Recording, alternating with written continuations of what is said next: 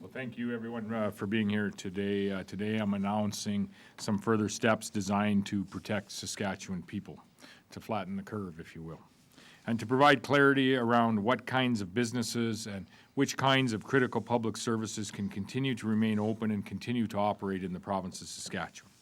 As always, these measures are being taken on the recommendation of our Chief Medical Health Officer, Dr. Shahab, who continues to provide Saskatchewan people with strong guidance on what each of us should and shouldn't be doing during what is a very challenging time.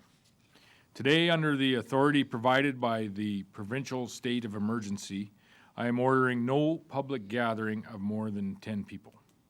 The government has also released a list of critical public services which will continue to be provided, and a list of businesses that can remain open in Saskatchewan, while of course ensuring safe social distancing practices for employees as well as for their customers. You've seen the list, each of you.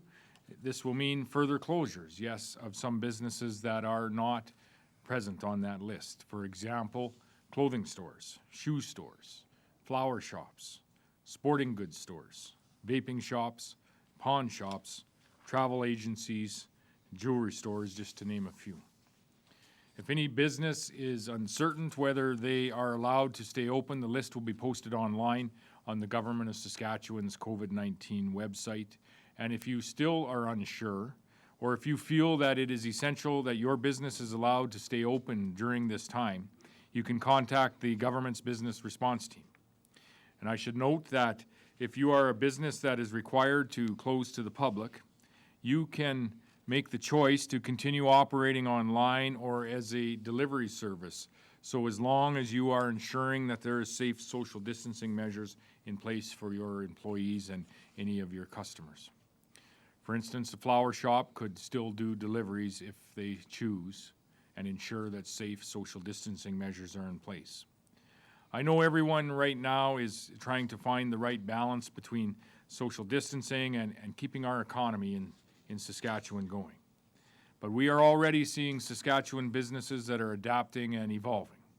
Saskatchewan businesses are creating a new economy, a social distancing economy, if you will. Saskatchewan businesses are already doing this. For example, they are limiting the number of people in their stores. They are reserving certain hours for seniors. Doing more business through delivery and online options is common today.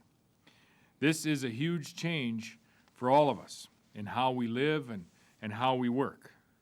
And I want to commend all of the workplaces and all of the employees who are finding new ways to operate in this new social distancing economy. I also want to note today the Saskatchewan Public Safety Agency has launched a dedicated toll-free line for people who have general questions about the COVID-19 pandemic that are not necessarily health-specific. For example, questions about government services or travel restrictions that may be in place. We want to ensure that the 811 health line is being used exclusively to respond to health-related questions.